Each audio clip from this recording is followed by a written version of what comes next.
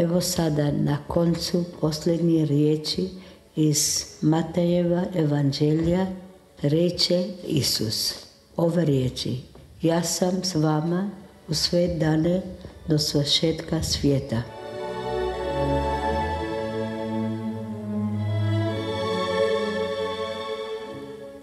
Odnose se u prvom redu na Isusovu nazočnost u Eukaristiji. Tu ga imamo uvijek s nama. Zato dođite mu se što češće pokloniti u bilo koju crkvu pred svetohranište i često ga primajte u svetoj pričesti. Bog vas blagoslovio.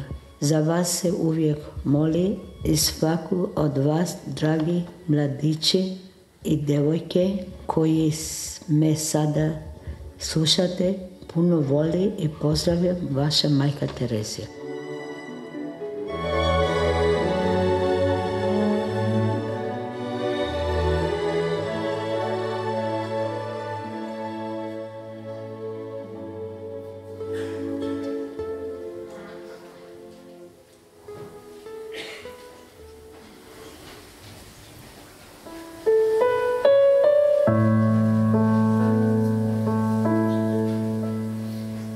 Svetost nije luksuz rezerviran samo za neke.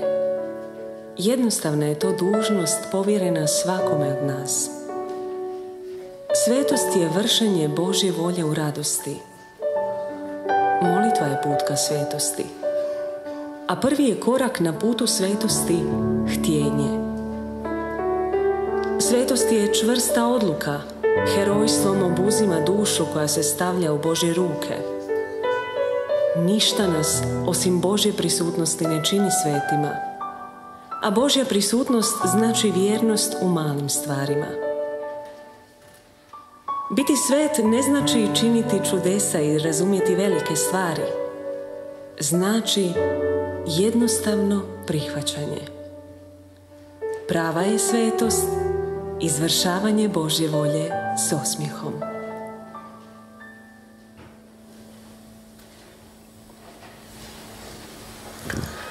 Hvaljen Isuse Marija. Ja sam otac Leo. I prije pune 34 godine zaređen sam za svećenika u Fatimi. Nakon samo 6 godina dobio sam od Boga jednu posebnu milost. Biti pratitelj, prevoditelj i ispovjednik majke Terezije. Pratio sam je na brojnim putovanjima i bio sam prvi službeni katolički svećenik u tadašnjem SSSR-u, Sovjetskom savezu. Nerado govorim o sebi zato što onda ljudi govore i pišu o meni. A kad govore i pišu o meni, onda manje govore i pišu o Isusu. Tako je govorila ova svetica. Nadam se da ću vam večeras ukazati na onaj kažiprst koji me neprestance ukazivala na Isusa. Zapravo po poslanju njena života. I ovo tu skazanje bi trebalo pokazati i onoga kojemu je svesrdno nastojala privesti sve ljude. Isusa Krista.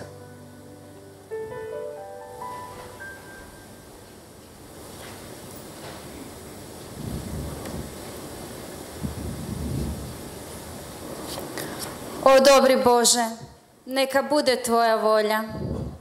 Kćeri, Agnes. Majko, čitala sam svoje pismo od prije 3 mjeseca. Danas je taj dan. Danas, moja gonđo, moj pupoljak. Sam Bog te zove i ja to osjećam. Znaš da je tvoj otac danas živ. Bio bi tako ponosan na tebe. Ti znaš, mama, ja sam jako sretna u našoj obitelji. Od 12. godine razmišljam i duboko sam spoznala da imam poziv za siromahe. Htjela sam biti misionarka, no od ove 18. godine nisam bila sigurna za redovništvo. Sad jesam. Hvala ti, majko. Ovako okruženje pomoglo mi odgovoriti na Božji poziv i posvetiti svoj život Bogu. Bogu hvala, kćeri moja. Naša obitelj uvijek je nastojala živjeti pobožno. I kada smo bili pod Otomanskim carstvom i pod kraljevinom i pod Srbima, Vlasti se mijenjaju, a Bog ostaje. Hajde sada, velečasni Franja će doći.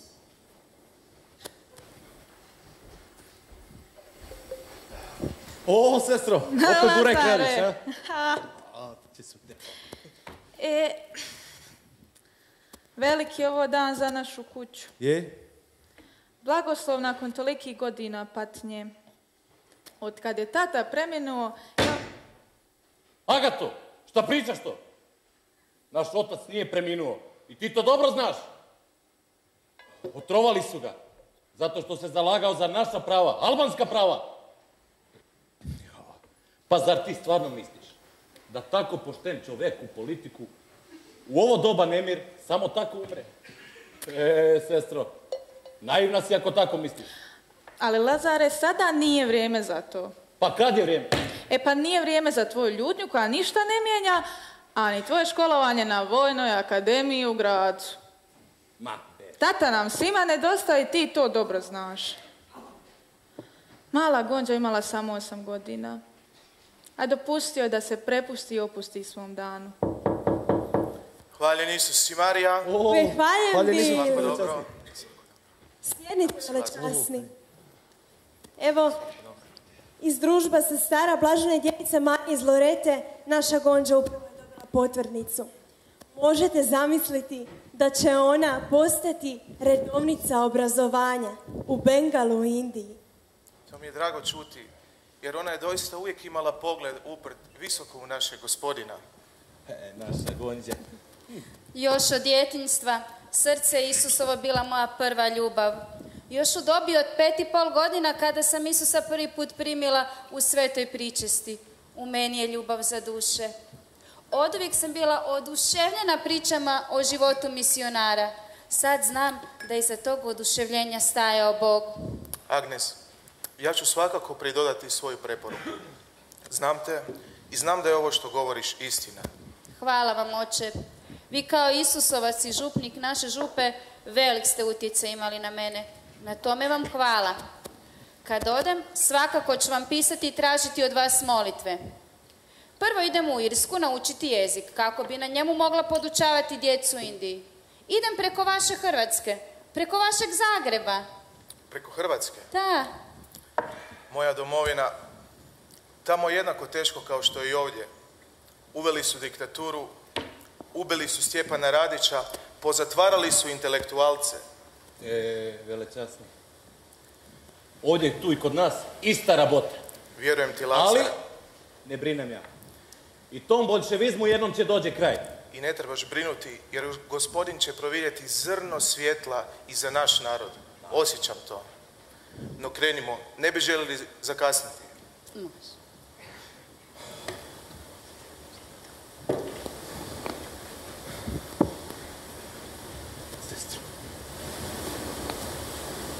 Brate, sestro, molite za svoju misionarku, da je Bog da snage da spasi što je više moguće besmrtnih duša od tame nevjere.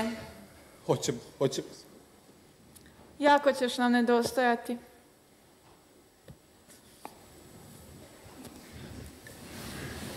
Stavi svoju ruku Isusovu i idi sama s njime. Idi naprijed, jer ako ćeš se osvrtati, ići ćeš samo nazad.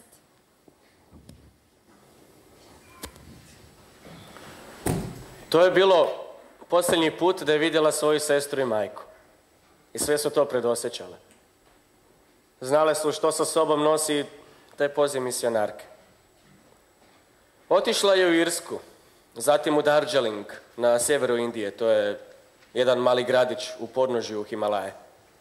Kod loretskih sestara uzela ime Marija Terezija, po svetici iz Lizija. I djelovala kao odgajateljica i učiteljica i kao takva ostala je naravno cijeli svoj život. Godine 1931. položila je privremene, a 1937. doživotne zavjete. S Bogom!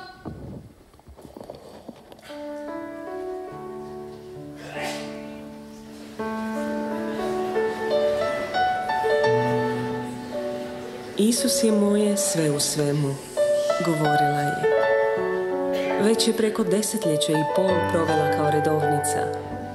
znalo se za nju kao požrtvovnu i predanu učiteljicu, no silno je žudila za svetim životom. Jednoga dana koji je promijenio njen život, kao redovnica učiteljica putujući vlakom, zapazi mnogobrojne siromahe i njihovu bijedu. Tada začu jasno i razgovjetno, gledajući siromaha, Isusove riječi: žedan sam. Duboko ganuta i potresena, ona nije doživjela samo to da nas Bog ljubi na općenit način, nego da te riječi predstavljaju vrhovni i konačni izraz njegove ljubavi. Najdublji izraz Božje čežnje za ljubavlju njegovih stvorenja i za spasenjem njihovih duša.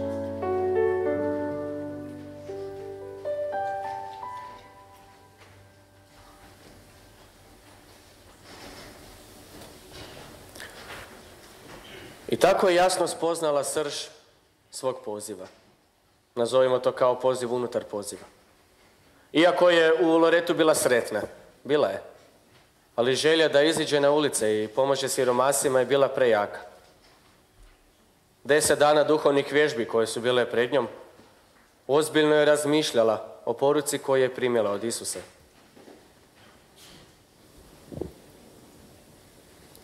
Spremna sam napustiti sve i slijediti te u sirotinjske četvrti. Osjećam da je to tvoja volja i da je moram slijediti. Nema sumnje, tvoje je to djelo. Da, Isuse, želim gasiti tvoju žeđ, služeći ti među najsiromašnijima od svih siromaha.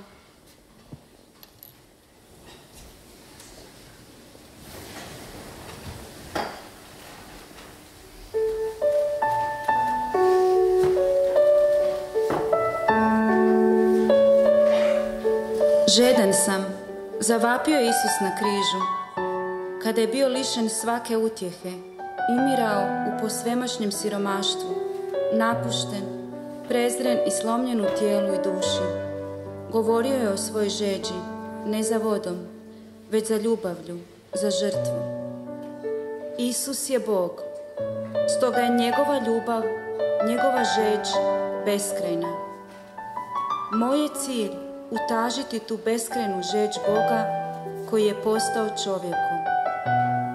Kao što se anđeli u nebu bez prestanka klanjaju i pjevaju hvale Bogu, tako i ja želim, služeći se zavjetima siromaštva, čistoće, poslušnosti i milosrdne ljubavi, neprestance utaživati Božju žeđ svojom ljubavlju i ljubavlju duša koje mi dolaze. To mogu samo sjedinjena s Marijom, našom majkom, ostajući uz nju na Kalvariji uz raspetoga, sa svojim kaležom 4 zavjeta kojega želim puniti samo prijegodnom ljubavlju, čistom ljubavlju, vazda prinošenom njegovu trpećem srcu. Sestro, recite, časna majko. Evo, ovo je došlo za vas. Hvala. Nego, sestro, recite mi, događa li se nešto? Vrlo dugi razgovori sa vašim duhovnikom, ocem Isusovcem Celesteom van Egzemom. Stalna razmjena pisama sa nadbiskupom. Časna majko, moj me Isus zove, još čujem glas, sve jasniji. U svakom mi razgovoru on otkriva svoju ljubav, svoju bol, svoju sućut, svoju žeđ za onima koji najviše trpe. Njegov poziv je pun pouzdanja. On računa na moj odgovor. Ali nadbiskup Kalkute, Isusovac Fernandin Perrier, još uvijek nije dao zeleno svjetlo. U stvari, on je vrlo oprezan kada se radi o svemu tome. Ma znate, sestro, nije da vaš duhovnik sumnja u vašu iskrenost, ali je svjestan rizika koje preuzima kod tako velikog pouzdanja u takva iskustva. Znate, sestro, ukoliko se otkrije da ona baš i nisu od Boga. Htjela sam odmah djelovati u skladu s primljenim nadahnućem, no Svoj sam život posvetila Bogu po zavjetu poslušnosti i djelovat ću isključivo uz odobrenje crkvenih poglavara. Blagoslov za mene nije puka formalnost, već zaštita i sigurnost da se iza ovog pothvata nalazi Božja ruka. U redu. Ja kao vaša poglavarica savjetujem razboritost i strpljenje. Ostalo sve već znate, sestro.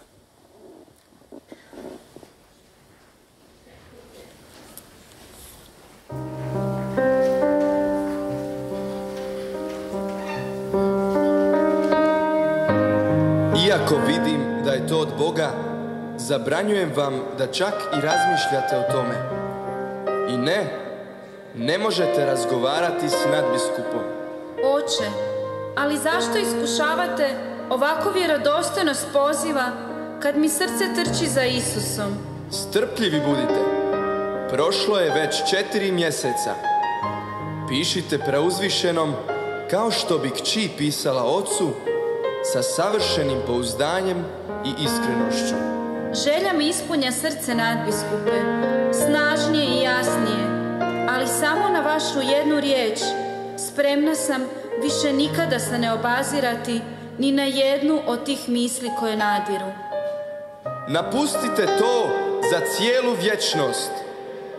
Molim vas, ne odgađajte više, ne zadržavajte me, toliko čeznem žrtvovati se. Preuzvišenoga ne zanimaju glasovi i viđenja. Dopustite da krenem, duše se gube.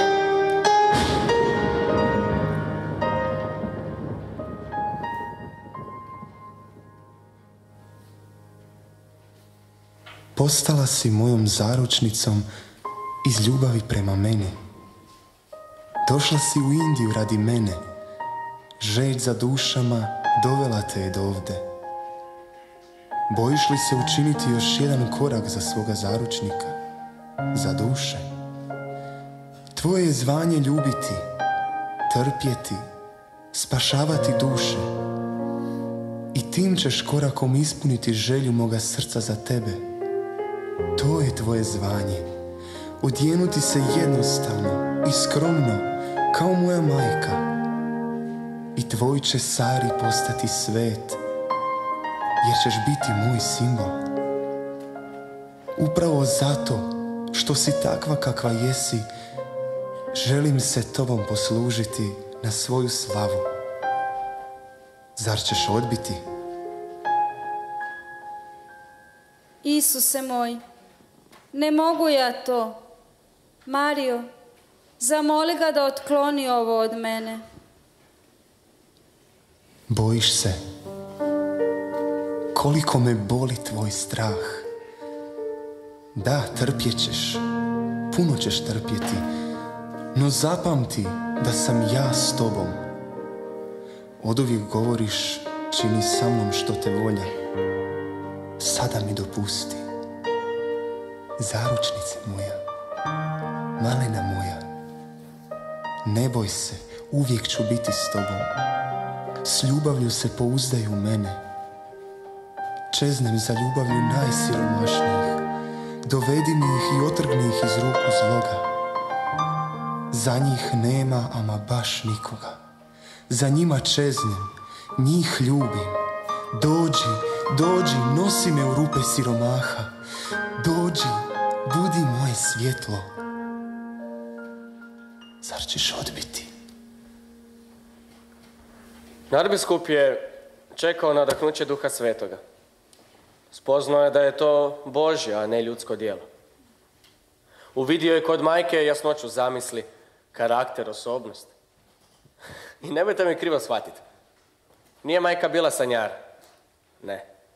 Već je bila potpuno usredotočena na svoj uzvišeni cilj. Stiglo je dopuštenje Pape Pija XII. I ostvaren je njen san, kako je rekla, na slavu njegovoga imena. No samo je Bogu bila poznata visoka cijena žrtve majke Terezije, dok je odlučnoga koraka izlazila kroz vrata ljubljenoga Loreta. Nemoj se bojati. Znam da će ti Bog dati da napreduješ i osvojiš veliku žetvu duše za nebo. Znaš, ja sam cijelu noć plakala, ali tek sada ja uviđam da je ovo Božja volja. Svesilni se u tebi želi proslaviti. Ma on zna da ti možeš nositi njegov križ. Nikada te neću zaboraviti. Moja duša u miru i radosti, molite za mene.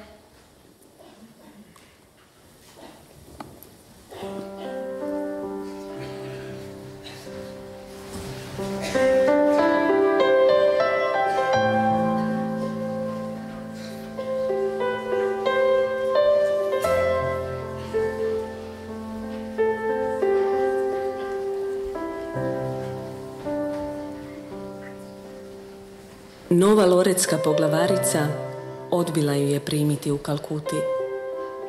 Ostala je sama i razočarana, no zadržala je u odgovoru svoju mudrost, kao i pouzdanje u Boga.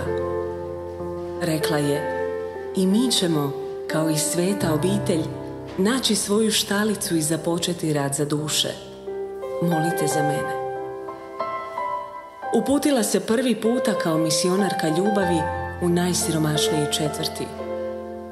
Kada ste je vidjeli, onako skromno odjevenu kako s krunicom u ruci utjelovljuje Krista među najsiromašnijima, mogli ste reći da je svjetlost obasjala tamu sirotinskih četvrti. Vrlo malo je govorila. Ispirala je rane, stavljala zavoje, davala lijekove, pružala žednima piti. No kad je jedna žena na umoru zatražila ispovjed i svetu pričest, osjetila se siromašnom jer joj nije imala što dati. Shvatila je da uza se treba svećenika, jer po svećenikovim riječima kruh postaje tijelom Božjim.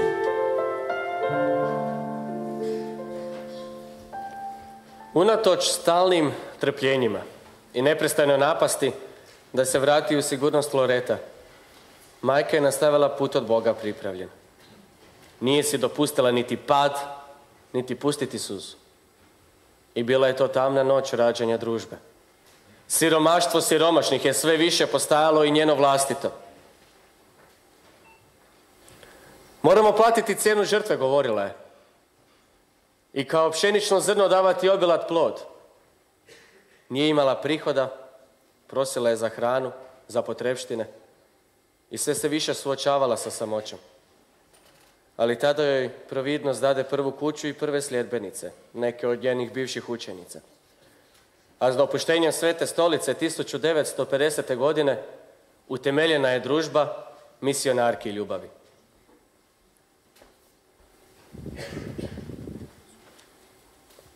Preuzvišeni, molim vas, molite za mene da ne pokvarim njegovo djelo, te da mi se Gospodin pokaže, jer u meni vlada takva zastrašujuća praznina, takva ostavljenost, takva tama, kao da je sve mrtvo. Tako je manje više od kad sam započela djelo. Moja duša ostaje bezutješna.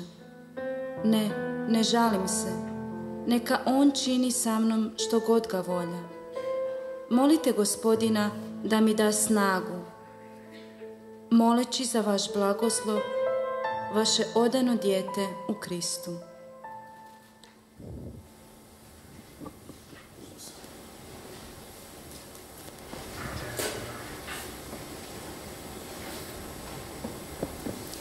Isuse moj, koja bol! Znala sam da me očekuje trpljenje, ali nisam znala da će me zaboljeti tamo gdje sam se najviše oslanjala. Opireš me oholosti da duh ovoga svijeta ne dopre u moje srce. Hvala ti. Želim se smiješiti čak i tebi, čak i od tebe sakriti bol i tamu moje duše. Majko, oprostite, prekidam vas. Ne prekidaš, ma ne smijeti. Majko, toliko providnosti je na dijelu, tolika se čuda događaju. Naš dom za gubavce, grad mira, Šantinagar, oduševio je indijskog premijera i još niz naših domova. a tek dom bezgrešnog srca. Sve je punije i punije, sve više vrvi dušama, jel možete vjerovati? Strahujem da dobivamo previše publiciteta.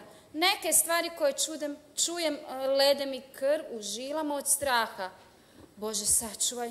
Sestro, molite za mene, da svijetu ne značim ništa i da svijet meni ne znači ništa.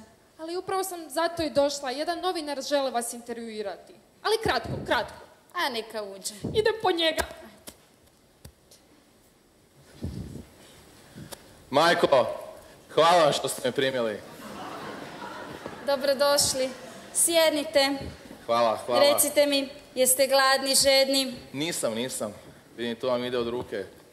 Nahraniti, a žedne napojiti. Znate, ja sam samo obična olovka u ruci Božoj, koji upravo sada kani napisati ljubavno pismo čitavom svijetu. Omogućavamo li mi Bogu da se posluži nama onako kako se mi služimo običnom olovkom? To što se svemogući Bog želi služiti nama, grešnim ljudima, pa tu se vidi sva njegova veličina, ali i sva njegova poniznost. Ako mu doista želimo služiti, onda moramo biti spremni i dopustiti mu da nas on upotrebi onako kako on želi da ga navještamo. Pa dobro, majko, ali što na to ne valja sa crkvom danas? Vi i ja. Istinsko mjesto gdje je potrebna reforma je u srcu svakog pojedinca. Ok, ali mene sad zanima jedno sljedeće pitanje. Kako Bog, koji je svemoćan, koji je sve prisutan i koji sve zna, kako on može dopustiti da na primjer, ženu siluju u ratu? Kako može dopustiti sve ove potrese koje se događaju? Kako može dopustiti da jedna nevina žena, da joj dijete umre pri porodu? Evo, sva pitanja koja sam do sada dobio, to je sve odgovore. Jednostavno nisam zadovoljan. Pa ima li Boga, majko? Ima li Boga? Sva ta nevina bol jednaka je Kristovoj boli. Sva ta nevina bol zapravo je ujedinjena sa otkupiteljevom boli našeg spasitelja na križu. To je suspašavanje. Ta bol koja spašava svijet od najgore mogućeg. Evo, jedno prije zadnjeg pitanja. Ja bih vas samo htio, ako može, jedna slika za Instagram. Odlično. Dobro. Odlično. Ajde sad pitanje. Evo ga. Majko Terezio, kada vi budete umrli, svijet će opet zapravo izgledati isto kao i prije vas. Pa što se onda to zapravo promijenilo u svijetu? Ja nisam nikad htjela promijeniti svijet. Samo biti kapljica čiste vode u kojoj će se zrcaliti Božja ljubav. Čini li vam se to mala stvar? Zašto vi ne biste probali biti kapljica čiste vode? Onda će nas biti dvoje. A jeste oženjeni? Jesam, evo 5. godina je u nizu. Onda to recite i svojoj supruzi. Onda će nas biti 3. A imate li djece? Imam 4 malih. Bogu hvala. Ispričajte to i svojoj djeci. Onda će nas već biti 7.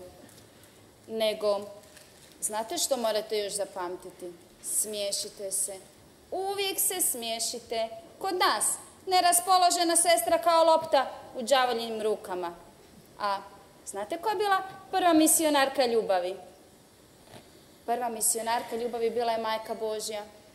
Čim je saznala da je trudna, odmah je potrčala to reći Elizabeti. A samo joj je radost u srcu mogla dati snage za to. Pa dobro, jeste li vi onda spremni za nebo? Jednom sam sanjala da sam došla pred vrata raja. I sveti mi je Petar rekao, vrati se na zemlju, ovdje nema sirotinjskih četvrti. Rekla sam, ok, vratit ću se na zemlju i napuniti nebo siromasima. Majko, otkako smo otvorili naš onaj dom za umiruće, nemiri ne prestaju. Što se događa? Ja sam spremna umriti za Boga ako treba. Ovo tu je bivši hinduistički hram Božici Kali i radikalni hindusi nisu sretni našom idejom. Boje se kršćanskog misionarenja. I sad su došli njihovi vođe iz Delhija i krenuli su toljagama i kamenjem na Smirite se, sestra.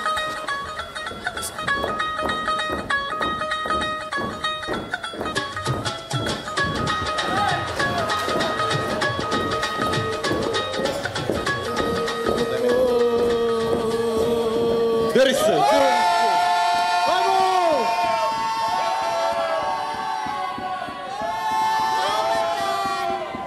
Izvolite.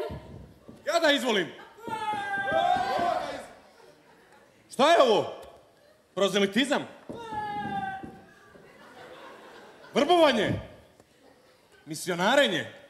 Slobodno uđite i pogledajte. Mi ništa ne skrivamo i ničeg se ne sramimo.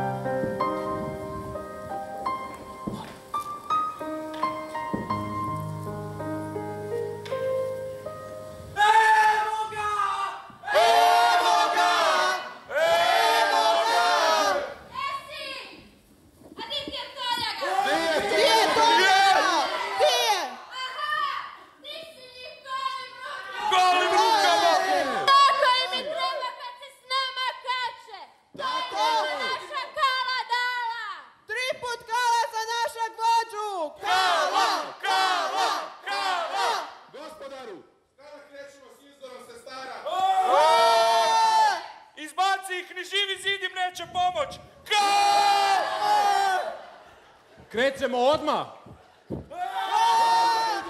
Ali, tek kad vidim vaše sestre i vaše majke da čine ovo što ove sestre čine. Tek tada. To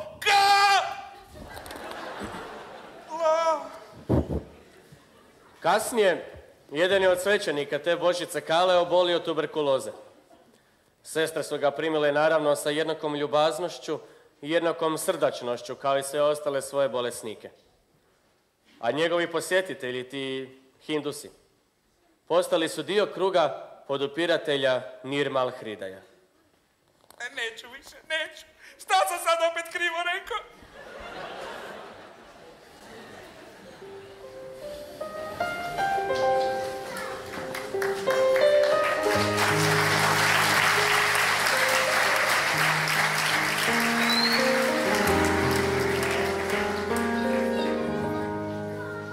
Ja vidim Boga u svakom ljudskom biću. Kada perem rane gubavcima, imam osjećaj da njegujem samo Gospodina. Znala je da jedino ljubav čiji je izvor i cilj Bog, može u njihov život unijeti smisao i sreću. Htjela je da siromasi osobno dožive Božju ljubav u beznadnim prilikama s kojima su se svakodnevno suočavali. Htjela je ne samo donositi Kristovo svjetlo, već i u svakome od njih susresti Krista. Trpljenje po sebi nije ništa, ali patnja sjedinjena s Kristovom mukom čudesan je dar. Klicala je: spoznala sam paradoks. Ako ljubite do boli, tada bol nestaje i preostaje samo ljubav. Nisam htio biti nametljiv, no razbila je sve moje predrasude kada je umjesto da s biskupima i velikim posjetiteljima uzme riječ i održi neki veliki govor, sve nas je odvela u kapelicu, pala je na koljena i tako je molila pred presvetim. A nakon klanjanja odlučio sam se pitati ju za savjet.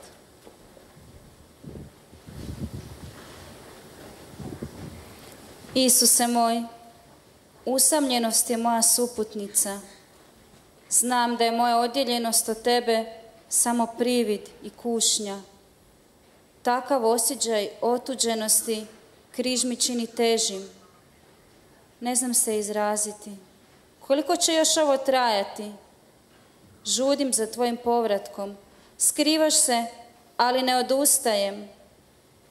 Takva kušnja me ne obeshrabruje, nego jača u ljubavi prema tebi. Majko Tereza. Oče biskupe. Kako ste? Prekidamo vas. Ne. Braćo svećenici, pogledajte. Majka Tereza! Majka Tereza. Pravi apostol radosti. Ja znam da radost jest srž vašeg poziva, ali ja na ovoj ženi ne vidjeh nikad ništa osim osmijeha. Majko, Bog je s vama. Majko Terezi, o šefe! Hoće Leo. Dobar dan šefe! Majko, ja se ispričavam. Ovo nije pozdrav doličan biskupu i svećeniku, međutim od Lea znam od kak je bio ovak mali. Malo veći. Hoće. Idemo. Majko. S Bogom. Bog vas blagoslovio. Moj šef. Dobar, Majko, hvalili su si Marija. Uvijek je hvaljen. Kak ste, Majko? Evo, dobro, hvala. I ja isto hvala na pitanju, Majko. Ovako, ja sam došao pitati vas za jedan savjet, ako ikako moguće, jel? Izvolite, ovako, naravno. Meni jedan kapucin, prije nego što sam se ja zaredio, opominjao me riječima, rekao je: ako nisi kadar barem sat i pol dnevno molit, nemoj ni mislit postat svećenikom. Bez Boga smo presiromašni da bismo pomogli siromasima. A kad molimo, Bog nas ispunja svojom ljubavlju. Gledajte, sestre su siromašne, a mole. Doista, jedino kad molimo, možemo uistinu služiti siromasima. Da, sjećam se, bili smo jednom na Bengi, točili smo Indija Super 95, jel? Ja sam plaćao. Sjećam se, rekli ste mi: oče Leo, vidite, to je poput krvi u tijelu. Bez krvi u tijelu nema života. Bez Indija Super 95 nema vožnje. Ali bez molitve duša je prazna. Molitva oživljava, daje čisto srce. Kad imamo čisto srce, možemo vidjeti Boga. Možemo vidjeti Boga u svakome i u svemu. A kad gledamo Boga, onda možemo i ljubiti druge ljude onako kako ih je On ljubio. Da, zato je vaše životno geslo: ljubav je na selu. Djelu!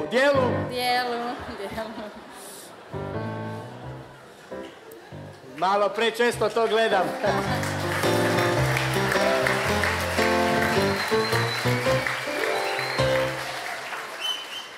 Bog govori meni i ja govorim njemu.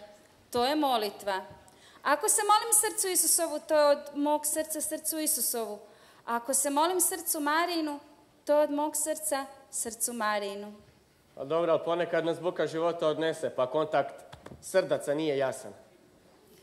Bog govori u tišini našeg srca, a mi slušamo. A onda iz dubine srca mi govorimo, a On sluša. To je molitva i ona ne nastaje samo od sebe. Potreban je napor da bismo molili. Ona je odgovor na Isusovu čežnju na križu kada je rekao: žedan sam. A na tu čežnju možemo odgovoriti jedino ako boravimo s njim u tišini. U svako vrijeme treba moliti. Majko, može još jedno pitanje, ovako, sad smo svi frendači, jel? Može, naravno. Prvo ćete sjest. Evo, ako nećete, budem ja. Ajde, dobro, okej, ajde. Ovako, Majko, vezano za vaš govor kad ste primali Nobelovu nagradu, jel? Vama su pisane doktorske disertacije. Mene samo zanima jedna stvar. Jeste li imali vi pomagača, tremu, nešto? Bilo šta, išta, nešta? S Bogom nema straha. Usto volim moliti devetnicu Spomeni se. Zovem je Olujna devetnica ili na nebu Oluja kada se složno moli. A kako se to moli, Majko? Pa trebalo bi se moliti 9 dana za redom svaki dan na nakanu. Ali budući da mojim siromasima neke stvari trebaju odmah i ovise o vremenu, ja to izmolim 9 puta za redom i onda 10. put odmah za zahvalu za uslišanje. A koliko ste danas onda to puta izmolili, majko? Joj. Ma, nikad dosta. Nego, oče, Kažite, majko. ja bih vas nešto zamolila. Ništa. Recite, posjedujete li vi automobil? A, posjedujem. Ja bih vas ljubazno molila, ako vam nije problem da moje 3 sestre danas popodne odvezete u zračnu luku. Ja vaše 3 sestre? Da. Vaše 3 sestre. Ja vozim u zračnu luku. A ako vam neće biti problem? Meni, pa vama bi dao sredinu palačinke, majko. Hvala vam, oče, baš ste ljubazni. Majko, ne, hvala vama, majko. Stvarno, danas? Evo, sad one se spremaju. Nema problema, majko, idem ja. Evo, vidimo se sad. Ajde. Sekundu.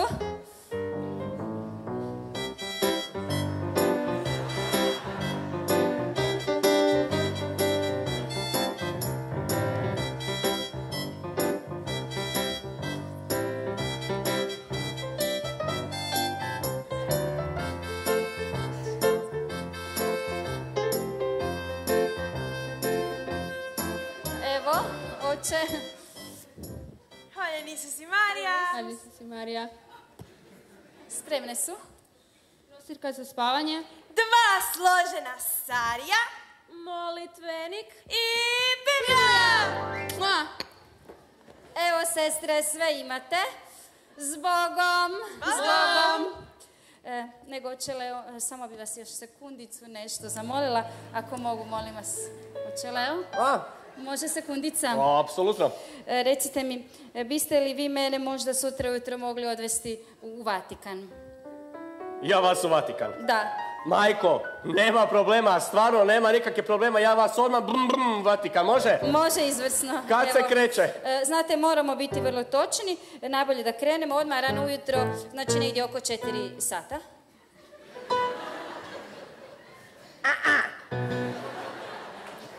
Majko, studentski život, znate, ja liježem oko 2-3. Molim?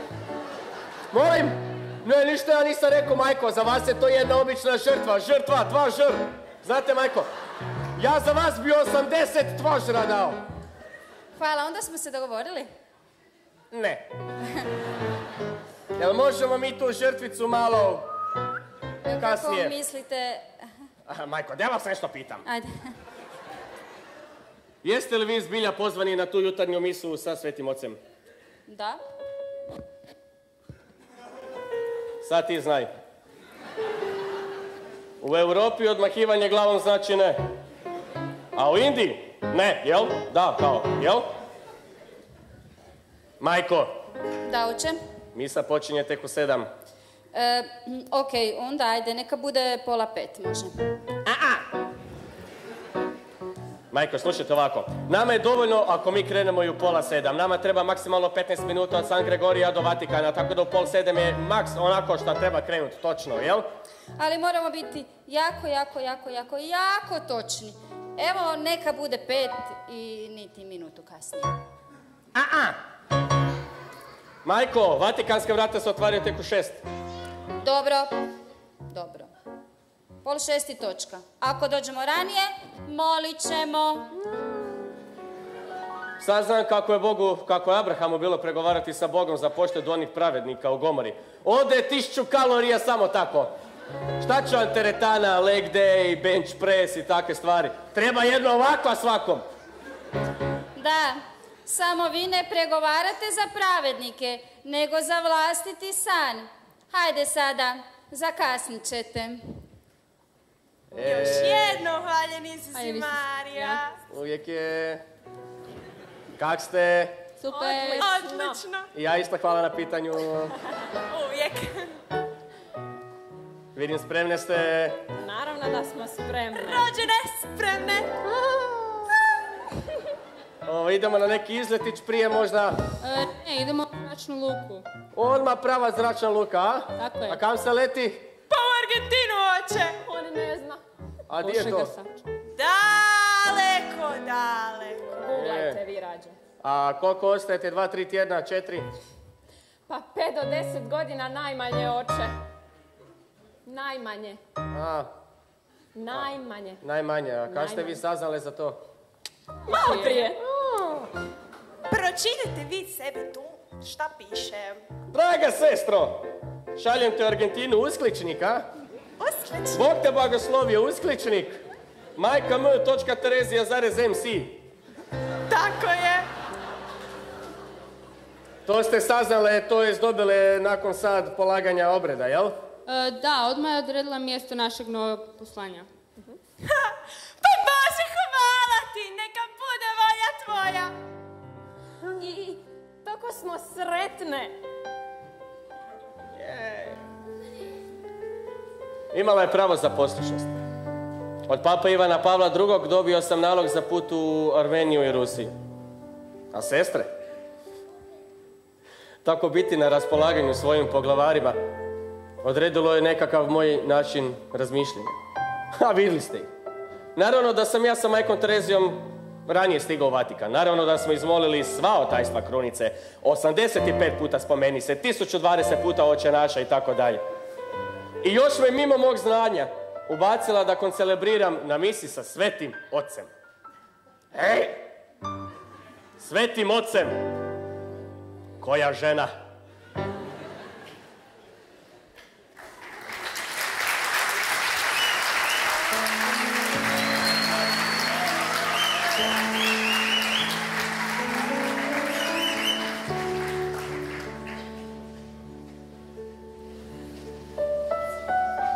Dobro raspoloženje karakteristika je velikodušnih ljudi.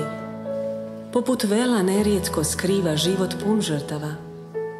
Osoba koja ima dar dobroga raspoloženja češće doseže visine savršenstva. Isticala je svoju ništavnost i Božju veličinu u svemu. Svako fotografiranje, što posebno nije voljela, prikazivala je. Jedna fotografija, po ugovoru s nebom, jednu je dušu iz čistilišta vodila u raj. Jednom, nakon puno škljocanja fotoaparata u zračnoj luci, rekla je: dosta sada, čistilište je prazno. No iza osmijeha svetice krila se patnja i veliko trpljenje. A za tu patnju nitko nije znao. Ona je bila svjesna da je upravo ljubav činila njeno trpljenje tako silnim. Bila je rastrgana između osjećaja da je izgubila Boga i neutažive želje da dopre do njega. Bilo je to istinsko mučeništvo želje. Ona je svoju patnju pretvorila u blagoslov, prikazujući svoju bol za siromahe, kojima je služila za utaživanje Isusove žeđi. I bila je opet sretna. Sretna jer je mogla preuzeti dio njegove boli.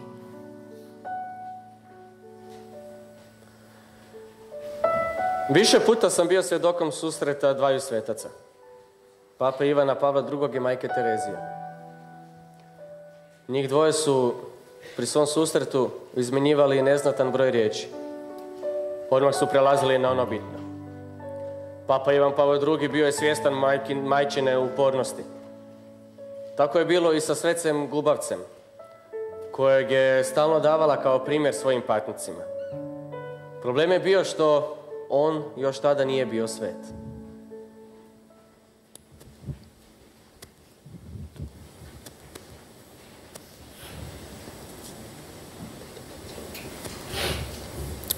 Sveti oče, potreba nam je svetac za naše Gubavce. A koga s obzirom na takav posao imate na umu? Oca Damjana de Vojstera, znate li za njega? Sa Havajskog otočja, Molokaj? Da. Onda znate i da je on njegovao oboljele od gube, dok na kraju i sam nije preminuo od te bolesti. No kad vi njega znate, onda smo mi već na pola puta. Pa što ćemo dodatno čekati, kad ćete ga proglasiti svetim? Ma znate, majko Terezijo, prije nego što počnemo sa procesom kanonizacije, valja riješiti poprilično velik problem. Učinjeno čudo, ne jedno, nego 3 preduvjet su za proglašenje. Predlažem da odete razgovarati sa kardinalom Pietrom Palacinijem. Sada?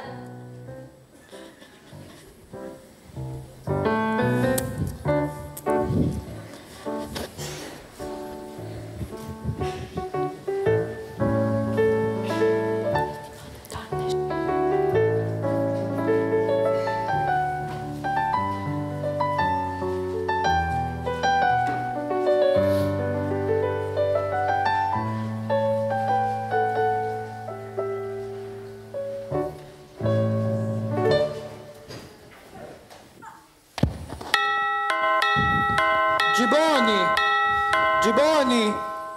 Sì! Vrata! Che cosa fai, a? A vrata! Si cujem vrata, a? Pa možeš otvorit. A si mogu, imam 2 ruke, mogu otvorit. Ali nije u tome problem, On signore, ja nisam Ziboni, ja sam Giovanni. Ziboni je moj bratić, onaj hrvatski glazbenik.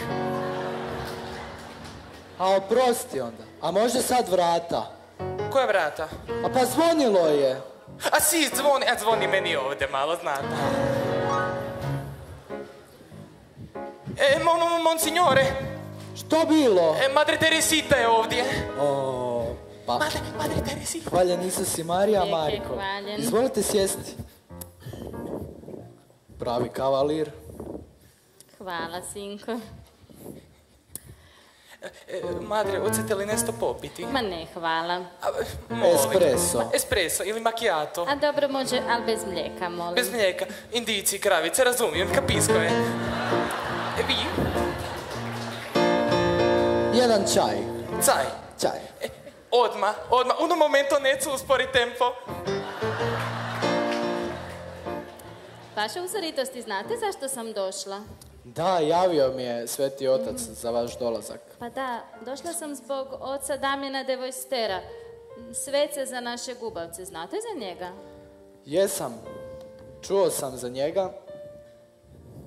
Ali znate da u tom slučaju imamo jedan mali problemčić. Naime, njegovim zagovorom se nije dogodilo ni jedno čudo. Pa može biti da, ali dopustite. Gledajte.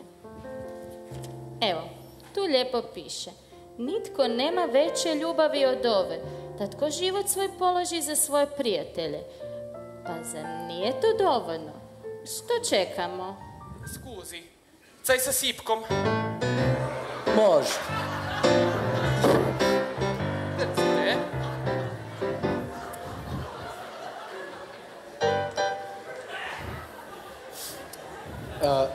Draga majko, vi znate da mi imamo stoljećima dugu tradiciju do koje bismo trebali držati, a ona iziskuje minimalno 3 čuda za proglašenje svetim. Pa da, ovo je izvrsna prilika da to promijenimo. Pa, zar nema Biblija prednost pred crkvenim pravom? Skuzi, monsignore, trebate malo aloe vere jer vas je skurila.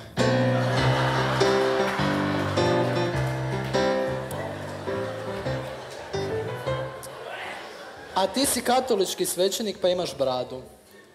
Zileti su skupi, Skuzi. Meda.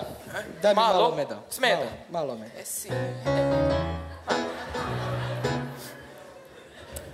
Nego recite vi meni, koji je svezak najvažniji za proglašenje oca Damjana blaženim? Giboni. Sono... Giboni. Giovanni. Zibo, Zibo, Oprosti. Skuzi, madre, ako imate kasnije vremena, imam jednu pjesmicu za vas, zove se Mirakul. Može. Svezak. Svezak gore desno. Gore desno, a kod se sad penjat? Desno. Druga desno. Druga desno.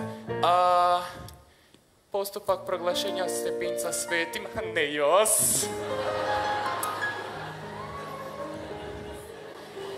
Monsignore, da. To je zelena knjiga.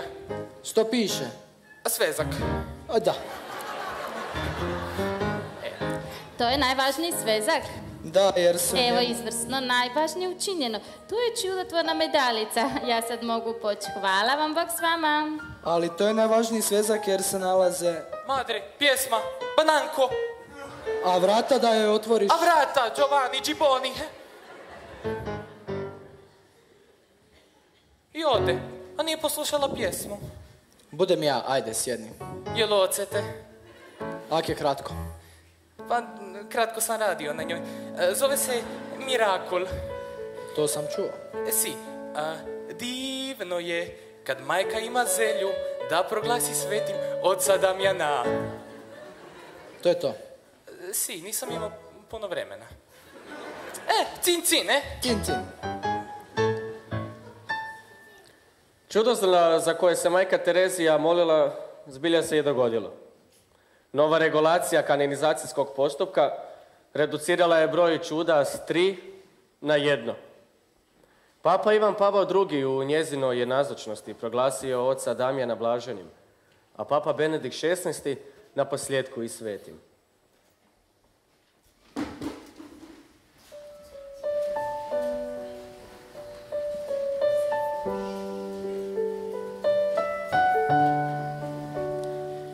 Od davnina gubavce je odbacivalo i društvo i rodbina, pa su boravili kao izopćenici u nenaseljenim područjima.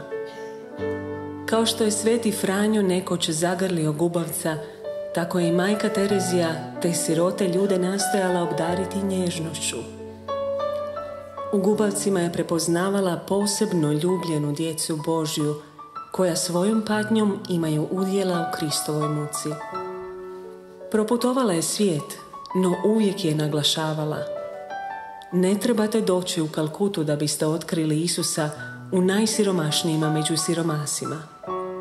Siromasi su tamo gdje se nalazite, vrlo često u vašim vlastitim obiteljima. Materijalnu žeđ istoka lakše je utažiti nego duhovnu žeđ koju imaju siromasi zapada.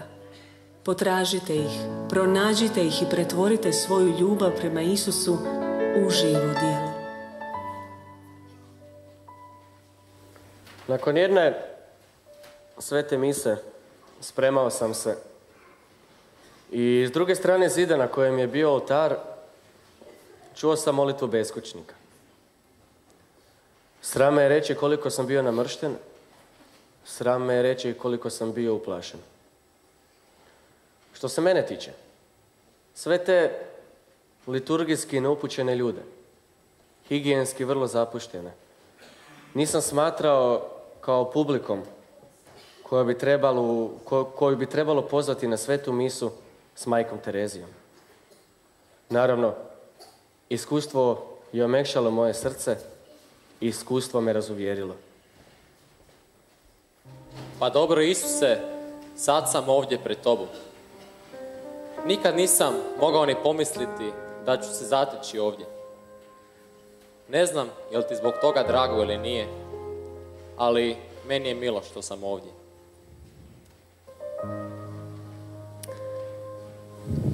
Znate, nije Bog stvorio siromaštvo. Stvorili smo ga mi ljudi, jer nismo spremni ništa međusobno dijeliti. Siromasi su divni ljudi, ali mi najčešće vidimo samo njihovo bolno ruho siromaštva. Rijetko smo kad u stanju proniknuti u samo srce čovjeka. Lik, ova Kalkuta je fakat odvratno prljava, ono. Gle, ovo smeće tu po podu, ono. Prljavština, di god se okreneš. Čovječe, odem van po novine, moram se otuširati cijeli, od glave do pete, ono. Ma znam, stari, nemoj mi nikaj pričat, Pa jesi ti vidio te volontere i sestre? Oni od 0 do 24 non stop čiste, krpe u rukama, metle u rukama. Peru svoje kuće, kuće siromaha, pa ja ne znam. Kaj je to njihov poziv? Ja nemam pojma. O, novi volonteri, dobrodošli. Dobar dan, dobar dan. Hvaljen Isus. Hvaljen Isus, hvaljen Isus. Jeste li razgledali malo? Evo, jesmo, baš komentiramo, kako vidimo, čišćenje od 0 do 24. Tamo je neka žena na ulazu prava podove, koji su fakat bili prljavi. Volonteri peru valjda sve sarije koje postoje na svijetu, A treća isto neke misnice prava, ali ono, bezuspješno. Pa možete mi reći, zar nije briga o siromasima vaše poslanje? Evo, sad će vam jedan od volontera to objasniti. Naravno. Prljavština u ovome gradu, u Kalkuti, dokaz je kako svako čišćenje možemo gledati kao djelo Duha Svetoga. Pa da ne čistimo, ovi bi se ljudi porazbolijevali i umirali. I znate što je najbolje? Osim što je higijena pola zdravlja, mi svaki dan susrećemo treću božansku osobu. I zato stalno treba čistiti. Pa znaš kaj? Ovo mi je nekako... Čak ima smisla. Da, ima smisla. Kao borit se sa samo ovo, znači, prljavštinom u materijalnom i... Da, u materijalnom i u duhovnom smislu. To. Bravo, izvrsno ste to shvatili. Osim toga, mi ne raspolažemo nikakvim materijalnim dobrima. Dižemo se u 4 sata kako bismo sve opskrbile vodom. Ne možemo pomoći siromasima ukoliko same ne iskusimo što je siromaštvo. Idemo, majka običava volontere prvo uvest u Nirmal Hridej, dom za umiruće. Čuli smo da je to majci najmilije mjesto. Tako je. Majka je ovdje voljela najviše provoditi vrijeme. Dovešće vas do čovjeka koji je na izdisaju. Svoju ruku ćete položiti na čelo umirućeg. Sješćete pored njega te se kratko pomoliti. Ili ga možda samo nahraniti. Čak je i Papa Ivan Pavao II radio po uputama s umirućim. Pa tako je. Majka nam je rekla, Isusa prvo možeš vidjeti u presvetom oltarskom sakramentu, a onda u svakom čovjeku u patnji. Je, fakat je to rekla. Jedan novinar je rekao majci, dok je njegovala bolesnika sa gnojnim čirevima, kako on to ne bi radio ni za $1 milion. Ona ga je pogledala, nasmiješila se i rekla mu, ni ja to ne bi činila za $1 milion. Eto Isuse, to je sve. Ti sve znaš. Uvijek sam iznova mogao iskusiti kako za majku Tereziju je moje svećeništvo bilo ono najvažnije, a ne neka moja karakterna crta, nekakva moja osobnost ili nekakvo moje poznanstvo. Uvijek kada bi ju netko tražio za blagoslov, ona bi se okrenula prema svećeniku i rekla, evo, neka vas i Otac blagoslovi.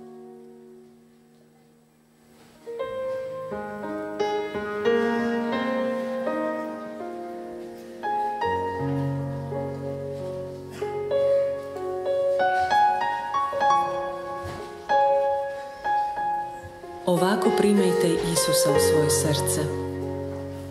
Dragi Isuse, vjerujem da si ti Sin Božji i moj spasitelj. Potrebna mi je tvoja ljubav da me očisti od mojih grijeha i nedjela. Potrebno mi je tvoje svjetlo da odagna moju tamu. Otvaram sada vrata svoga srca i molim te da uđeš u moj život i udjeliš mi dar vječnoga života. Amen. Unutarnja logika kršćanstva je pomoći svakome. Ona je u svakome patniku, siromahu, potrebitom, umirućem vidjela dijete Božje. Moć nježnosti činila je njenu tajnu. Živjela je nemoć ljubavi. Nikoga nije silila, ali je htjela sve ljude uhvatiti u Božju mrežu ljubavi. Nedugo nakon osnutka kuće u Zagrebu, 1979. godine, majka je odlučila ovdje malo posjetiti svoje sestre. Jugoslavija se tad još nije raspala. Komunistički su vlastodržci čvrsto sjedili u sedlu, držeći uzde nad narodom i izvrgavajući ga nestašici osnovnim životnim potrebama. Najzaslužniji za dolazak majke Terezije u Zagreb bili su blagopokojni kardinal Franjo Kuharić i hrvatski misionar i jako dobar prijatelj majke Terezije Anto Gabrić. Vidjevši oca Gabrića i majku Tereziju zajedno, kardinal Kuharić je rekao, vi ste blago crkve, premda ste siromašni. Majko moja stara! O, recite, oče. Kak ste, majko? Evo, starački. Ja isto, hvala na pitanju. Ovako, majko, sad smo u Zagrebu. Šta je sljedeće? Varšava, Skopje ili Beograd? Da, oče, Varšava. Znate, baš danas krećemo. Hoćete, molim vas, otići po avionske karte? Gledajte, sad smo na Kaptolu, samo se malo spustite do putničke agencije i eto ga na cik-cak, na brzak. Ok. Hvala vam. A znaš majku, ona nikad ne spava. Ili moli ili piše, ali zato ti baš u avionu zaspe. A kad ono pilot sazna da je ona u avionu, pa kaže na razglas da ljudi sakupe pare za njenu zajednicu, ona ti se probudi sa $600 u krilu. Jel možeš vjerovati? Onda je otac Leo kaže da miljenicima svojem Bog i u snu daje.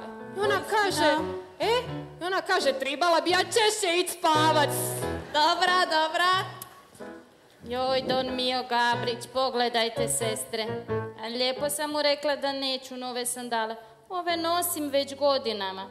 Kupio ih je i doveo me pred gotov čin. Ne preostaje mi drugo nego da ove nosim do smrti. Majko moja stara, slušaj pjesmu sina svog. Joj, tu sam. Majko, 2 karte, jesam brz, trčal sam. Oče, bojim se da imam novost.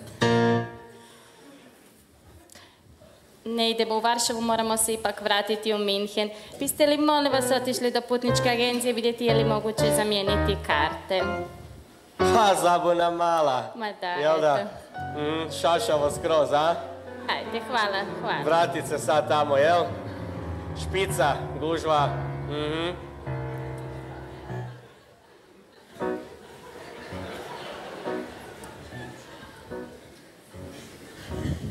Ti samo za pare čula. Koliko puta se majka vraćala iz aviona i svu hranu koju ne bi poslužili, ona bi tražila da joj zapakiraju. Čak bi joj i pribor upakirali. Pribor! Ma nemoj mi to govori. Ovi Hrvati, oni uzmu sat vremena pauze za ručak. A tek one žene na šalterima, oni snorlaksi. Unglaublich, das ist nicht gut. Oče, zar vi još niste naučili šta znači MC iza našeg imena? A pa nije vam to samo missionary of charity, nego i much confusion. Oče, bojim se da imam novost. Morat ćemo se ipak vratiti u Varšavu. Biste li bili tako ljubazni pa otišli vidjeti je li moguće opet zamijeniti karte? Ne. Ajde. Pa šta je to vama? Ajde, baš vam hvala. Ne, hvala vama, majko. A nekako mi je žao od Salea. Da ćeš mošu volit kako sve srca radi. Meni ona famozna. Ajme, kad se samo sitim one priče, kad je tila upoznat onog muža, one volonterke. Da, kad to bilo? On je dozvoljavao svojoj ženi da dolazi volontirat nakon posla. I onda mu je samo tila spalit. I onda je došla do auta gdje on sidija i pitala ga čime se bavi. I onda ga je zamolila da je napravi posjetnice na kojima je pisalo ovo. Gledaj. Plod tišine je molitva. Plod molitve je vjera. Plod vjere je ljubav, a plod ljubavi je služenje. A plod služenja je mir. Jo, pa znam to je piše na posjetnicama. Uz Mario, majko Isusova, budi sada moja majka. I on je rekao, može, nema problema, koliko će mu? 10-ak, 20-ak? 40-ak. Ne, ona ti kaj stopa kaže 30.000. Kad sam ja zavarila i čovjek joj to napravio, i ne samo da je napravio, on ti je pronašao put u vjeri. Ko zna šta oca Lea čeka nakon ovog? Kad smo već kod oca Lea, eno ga. Stajao sam u redu, moljakao sam, slušao sam podrugljive primjedbe od onih snorlaksa. Došla mi je kontrola. Moram platit kaznu. Nisam imao osobnu. Ko će to platit? Majko. A oče. Bog vas blagoslovio. Aha. Znate, nije bitno koliko dajemo, nego koliko ljubavi u to ulažemo. A vi ste danas dali sve od sebe. Much confusion, majko. I ne samo to. Much confusion, mental case i ona vama poznato multiple change. Nedostatno planiranje doista može biti nekakav određeni izraz slobode. Bog bi uvijek u tim naoko meni izgubljenim stvarima poslao bi neku dušu da porazgovara s majkom i pronađe izgubljen odnos s njime. Ljudi bi tada shvatili kroz razgovor koliko je zapravo nama malo potrebno. Iz koliko toga čovjek može biti sretan ako živi nekakvim jednostavnim životom.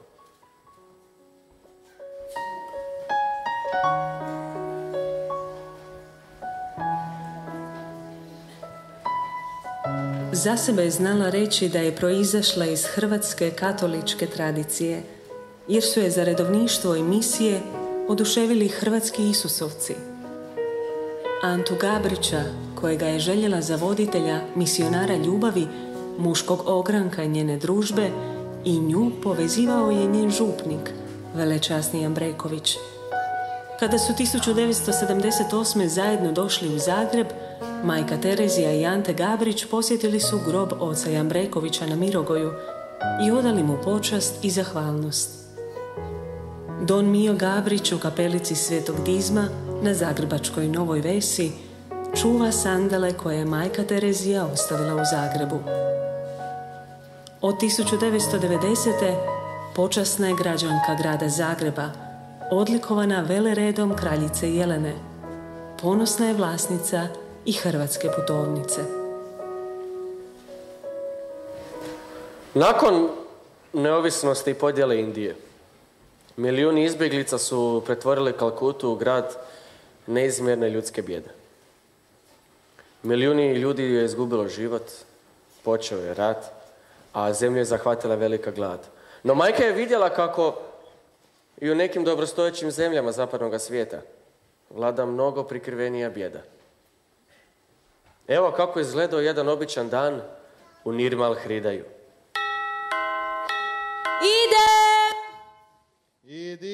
Idi, nesanice, da ne vidiš. Evo me. Di ste vi? Tu. Pozdrav. Sve tri ste tu. Pa di ste vi do sad? Mogao sam se 5 put reinkarnirati do sad. Kako vi to pomažete ljudima? Da ćeš ti tolika? Kako vi to pomažete ljudima? Pa, nema veze. Samo vi pričekajte tu malo, sad ću ja na brzinu. A mogu ja vam ovo uzeti?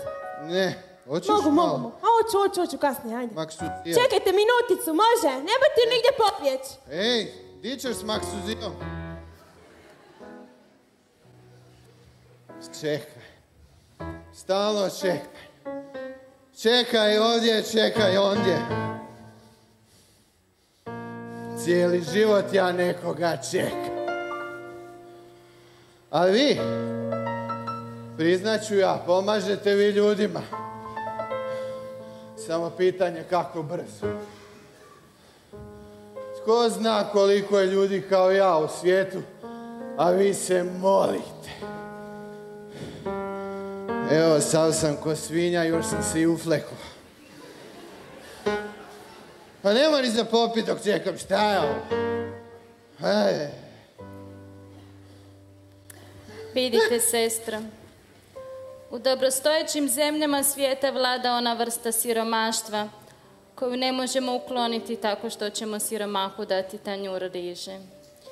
A jesu li zato naše sestre u New Yorku, Rimu, Beču pa i Londonu? Da. Jer nakon što siromašnog nahranimo, on gladuje za onim istim kao i dobrostojeći na zapadu. Kada je netko napušten, odbačen i neželjen, onda je to siromaštvo teže ukloniti nego glad. Duhovno siromaštvo. Duhovno siromaštvo boli jer ljudi žive bez Boga. Ne postoji danas samo žeđ za vodom, nego i žeđ za riječju Božjom. Evo me! Evo izvolite, oprostite što ste čekali, ali ste tu jako malo. Hvala, doviđenja. S Bogom! Jel opet spremila kari za ručak?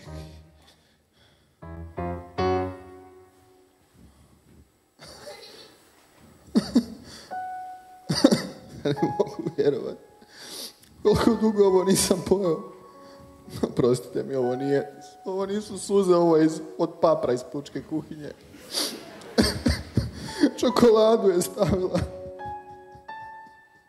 I mede, njake što više.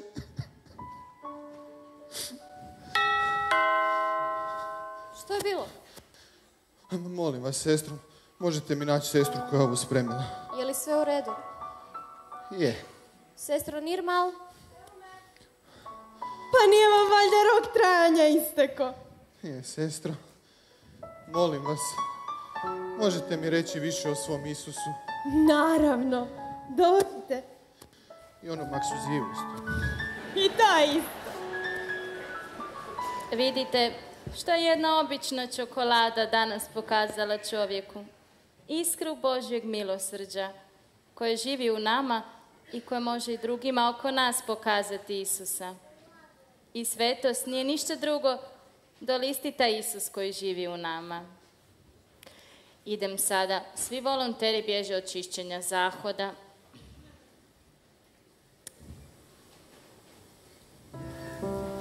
Ja sam cijeli svoj život vjerovala u Boga. Ali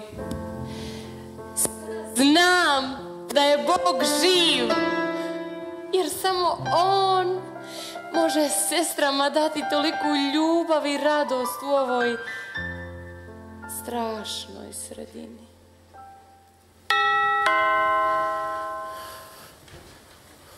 Dobar dan. Dobar dan. Samo malo. Molim. Kak to nije napravio opet one zadatke? Ne može. Otkaz mu daj. Otkaz momentalno. I daj molim te, sad je, o kosa molim te ćevape, ali bez svinjetine ovaj put. Dobro, može. Ok, Bog. Kako vam mogu pomoći? Ovako, prosim vas lijepo, bite mi pozvali majku Tereziju. Rado, no ona čisti zahode. Molim? Da, čisti zahode. Sad dobro njegovo uši ili? Jeste, čisti zahode, u stražnjem je dijelu kuće. Ajde, dobro, taman trebam urinirati. Ljubim ruku, majko. Volonter.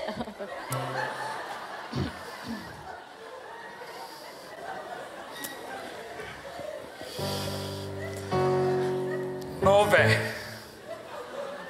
Pardon. Znate, jako je važno dobro znati držati ovu zahodsku četku.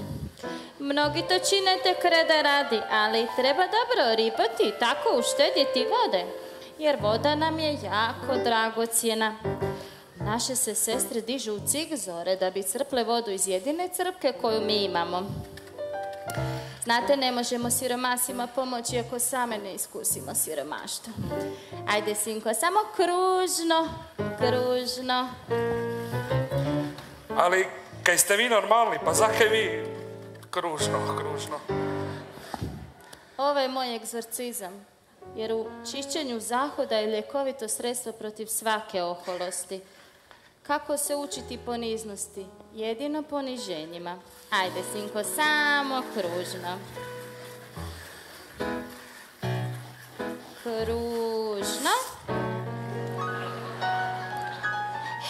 Samo kružno.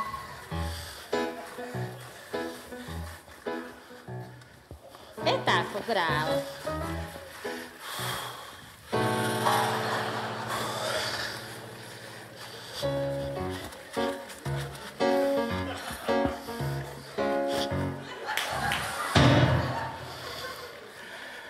Valjda se ne bu zaštopalo. Nemojte puštat vodu samo malo. I žmičem ja to.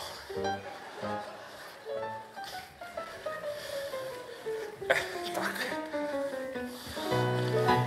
Ko nova. Tako, sinko. Evo, sestro, završio sam s ovim. No, budete mi još jednog dali, tak mi dobro paše. Ajde, evo, ovog si uzmite. Kružno. ružno. Bome, više nikad ne bomo svojoj ženi govorili ružno. Ona to doma ovako. Da. Gotovo. Imate možda 2 sekunde vašeg vremena. Može, recite. Ovako. Ja sam direktor jedne zrakoplovne kompanije i donio sam vam karte za vaše putovanje. Pa baš vam hvala, niste trebali. Htio sam ih osobno uručiti. Tu sam bio u prolazu pa rekao, eto. Evo ih. Evo karte. Hvala vam, Cinko, hvala. Sve u redu. Znate kaj, ovo je bilo najdivnijih 20 minuta u mome životu. Nikad nisam osjetio takvu radost, čak ni onda kad sam postao direktor kompanije. To vidite. Vidim. Ma znate, moramo biti poput cijevi. Nije bitno jesmo li od srebra, zlata ili plastike. Bitno da smo provodljivi. Vi i ja, mi smo ništa. Ali Bog je tako divan da se služi i našom ništavnošću. Zato vlastita neznatost jest prvi korak prema svetosti. Sestro, imam jednu molbu. Može, samo da mi ostanemo u pamćenju. Jedan selfie da napravimo. Ups, krivi mobitel, ovo je za privatne svrhe. Samo malo. Ovako, kak se to novije. Aha, nešto se pali. Ovako, da se i publika vidi. To je to. Hvala vam, sestro. Idem ja sad, žurim dalje. Ajde. Bok.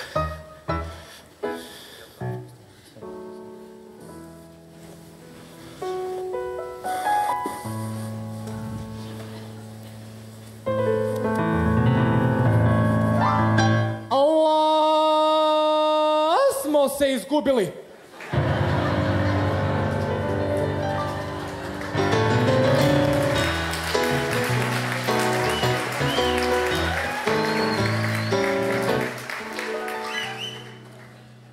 Allah, imanet. Opet? Šta opet? Pa jesam ti rekao, Jerani, kakav si ti to hađija, ne znaš put do Meki? Mislim, kod Zenice je desno. GPS, prijatelju, GPS je rekao pravo. Ne lijevo, ne desno, pravo. Ma, ja dam pravo. Šta ti je to GPS, šta ti ja znam? I ovi moderni danas, stvarno. I ove žene, kako se oblače, gležnje mi se vide. Ali dobro, ajmo sad. Faruk, slušaj, nema ništa ljepše nego uređene obrve u žene. Ma, ja dam. Alo. Ajmo. Šta je stao tu? Ajde idem. Jesi vidio ovo? Pa vidio sam, boli me čošak, ajde, idem. Imate bolje čošku jedan. Jesi vidio ovo, alo? Rekao sam tjerane, idemo dalje, pusti to, vidi bolesnici, ove se brinu, nema šta. Pa ove se brinu. Pa, ajde! A budale...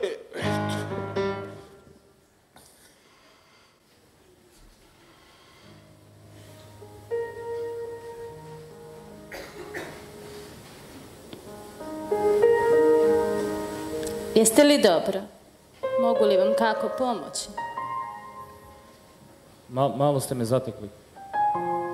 Vi ste sestra Terezija? Da. Puno smo čuli o vama, ali tek sada vidim prvi put.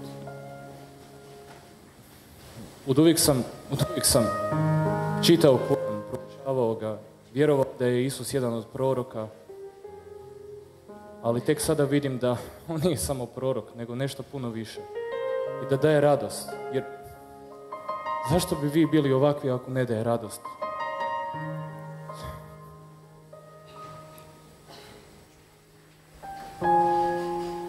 Božja čežnja za ljubavi. Njegova žeđ da ljubi i bude ljubljen. Ne može se mjeriti ni političkim, ni kulturnim, ni državnim granicama. Najveći dokaz toga je i naš najriskantniji potez vremena. Put u Sovjetski savez. Majka je uvijek govorila kako ljudi iz naših susreta moraju izlaziti sretniji. Ali rekla je još nešto. Nešto jako važno. Rekla je, život je prilika, iskusije. Život je bogatstvo, čuvaj ga. Život je tajna, pronikni je. Život je borba, prihvati je. Život je život, brani ga.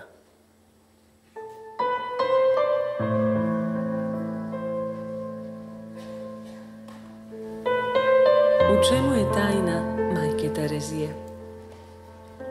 To je Euharistija, svakodnevna sveta misa i svakodnevno klanjanje pred presvetim.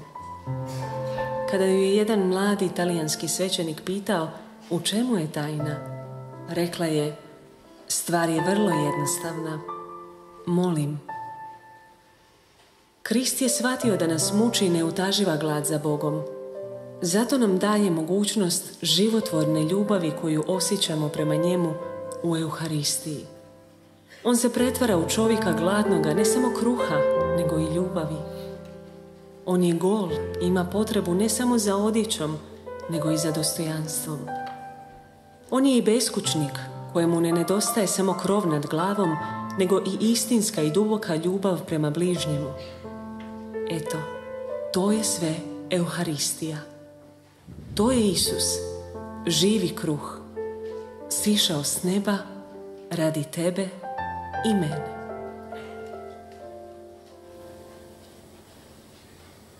Smatram da je pobačaj danas najveći razarač mira, jer to je izravni rat, izravno ubojstvo koje čini majka.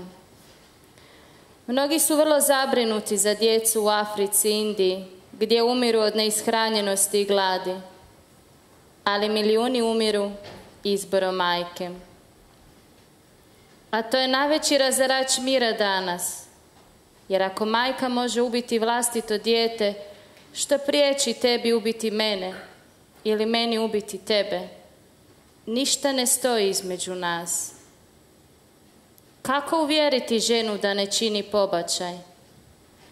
Kao i uvijek, moramo je nagovarati s puno ljubavi i podsjetiti da ljubav znači davati se do boli, svoje planove, svoje vrijeme, za dobrobit svoga djeteta.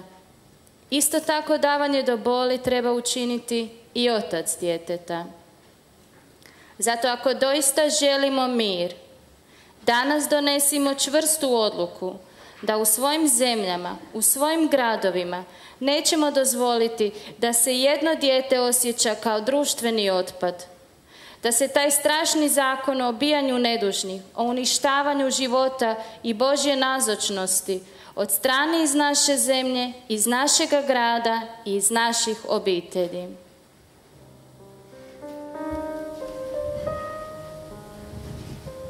Reći da ima previše djece je kao da ste rekli da ima previše cvijeća.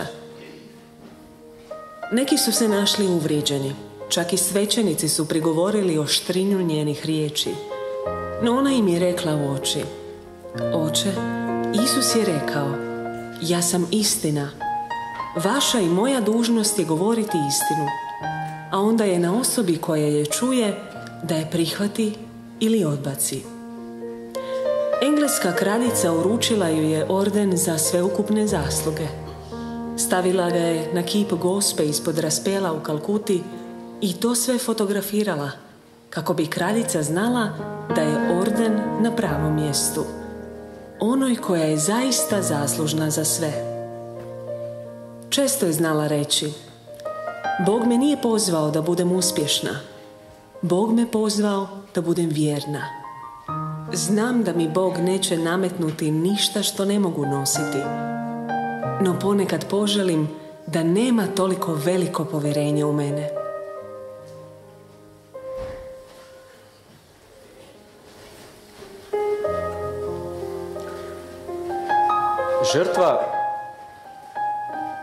Žrtva sama po sebi nema značenja.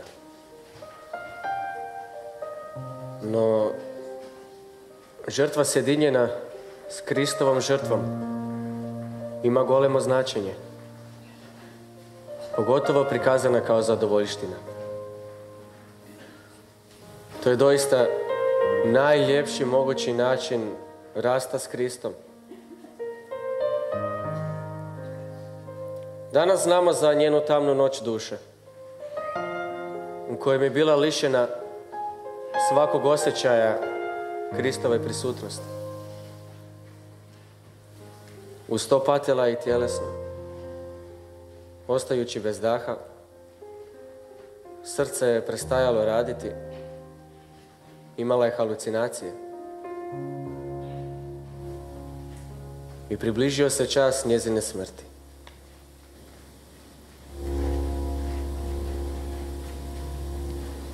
Isuse moj, od rane dobi znala sam da će moje nasljedovanje tebe biti povezano s osobnom patnjom. Ali ipak, zašto se osjećam kao nekada ti u Gecemaniji? Od svega boli najviše napuštenost. Znam da sam posve obavijena i obuzeta tobom, ali je teško. Iz moje duše uzimaš i posljednju kapu utjehe. Znam da su to samo osjećaji, ali ipak. Uzljubila sam Tamu i mogu ti spremno reći da. I svoj veliki osmijeh dati svima, jer toliko Tame učinilo je da se mogu poistovjetiti sa najsiromašnijima među siromasima. Smrt, povratak kući, povratak tebi, Bože. Nikad nisam živjela daleko od života i nije me strah umrijeti. A kada dođe taj trenutak, vjerujem da me nećeš pitati koliko sam dobra učinila, nego s koliko sam ga ljubavi činila. Ako ikada postanem sveta, zacijelo ću biti svetica Tame. Biću trajno odsutna s neba, kako bi palila svjetlo dušama koje na zemlji žive u tami. U našem susretu u vlaku, gdje sam primila poziv i karizmu misionarke ljubavi, primila sam i sigurnost koja me nosila kroz godine patnje i koja me sada opet vraća k tebi.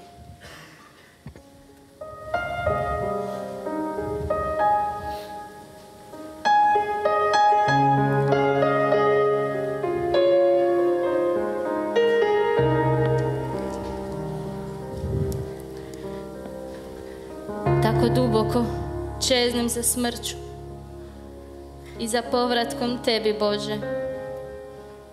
Ne da bi mojim patnjama došao kraj, nego da bi se opet sjedinila s tobom.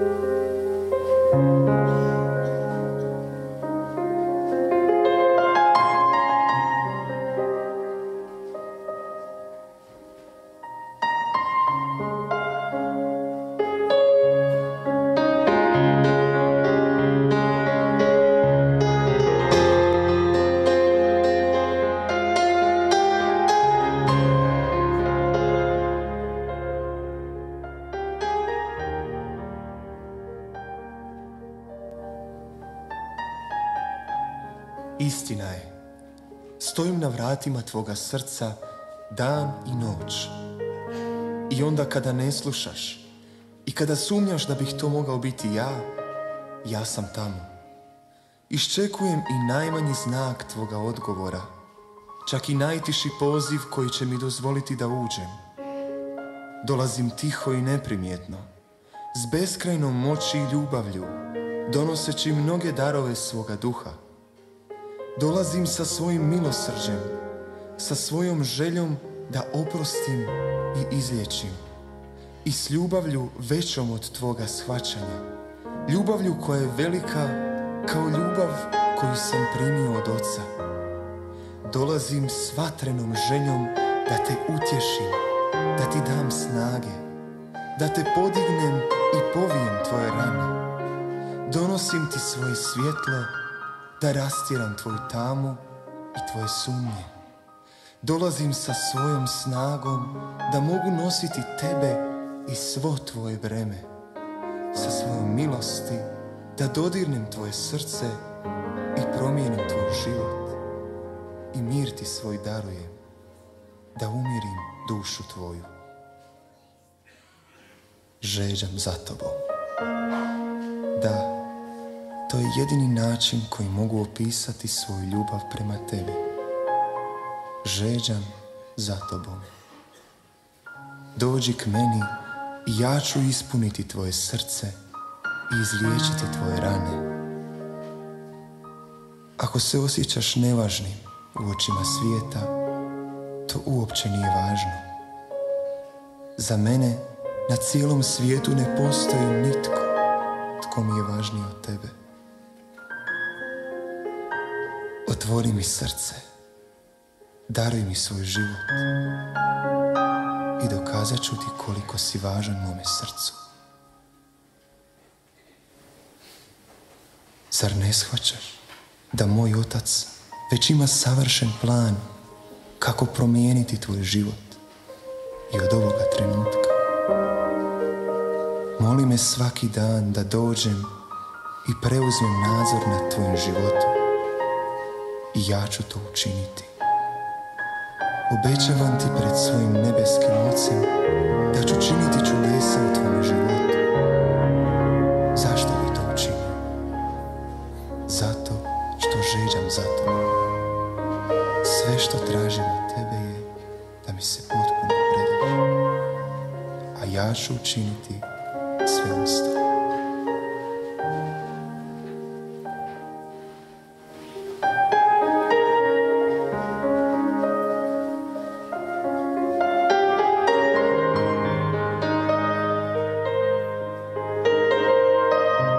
Poslušajte pozorno, vi mladi. Svetost je vrlo uzvišen cilj za kojim valja čeznuti, kojemu valja stremiti i željeti ga svim srcem. Pogledajte sada svoje dvije ruke i na svaki prst stavite po jednu riječ. Ja hoću i ja želim uz Božju pomoć biti svet. Ponovite. Ja hoću i ja želim uz Božju pomoć biti svet. Isus želi da vam još jednom ponovim u kolikoj mjeri njegova ljubav prema svakome od vas daleko nadilazi sve što možete zamisliti. Ne samo što vas ljubi, već i više od toga, čezne za vama. Nedostajete mu kada mu ne dođete blizu. Žeđa za vama. Ljubi vas uvijek, čak i onda kada se ne osjećate dostojnim.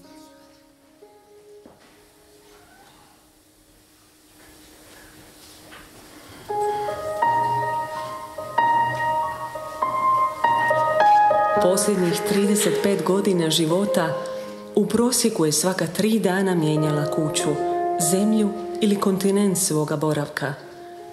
Ostavila je iza sebe više od 5000 pisama. Na njenu grobu, u prizemlju matične kuće misionarke ljubavi u Kalkuti, stoji stih iz 15. poglavlja Evanđelja po Ivanu. Ljubite jedni druge kao što sam ja vas ljubio. No majka Terezija i dalje živi, dakako kod Gospodina kojemu je cijeloga života služila, ali i ovdje sada, preko svojih sestara.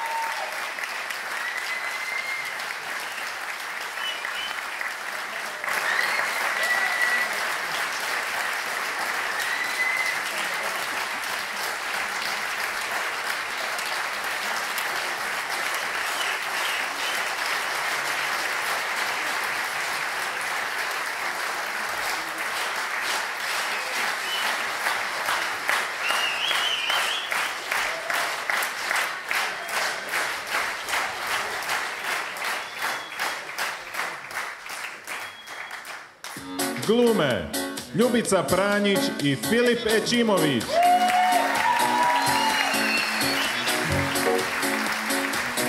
Ivana Hrkać i Zvonimir Stipić.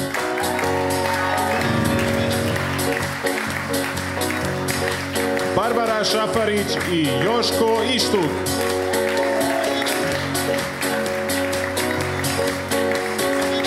Božica Čibarić i Samuel Ljevar. Paula Plivelić i Jakov Buković.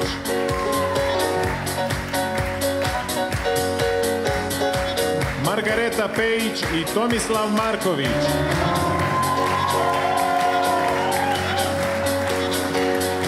Ana Rajzel i Dominik Šarić.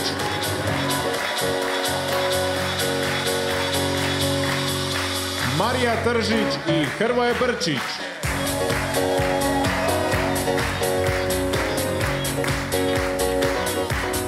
Lucija Sirovec i Petar Cigelj.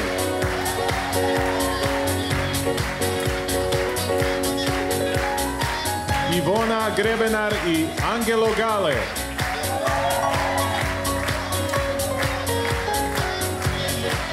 Ružica Jukić i Josip Ninković.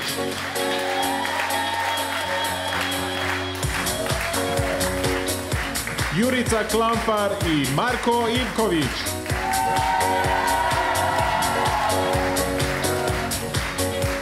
Tomislav Brodarić.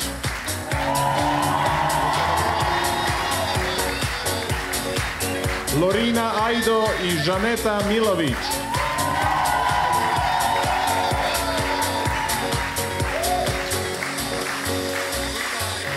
Kostimi Danijela Tomić i Dorotea Bedriš.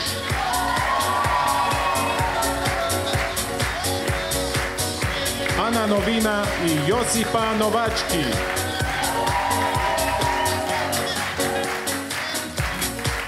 Rekviziti Martina Benković i Eva Grković.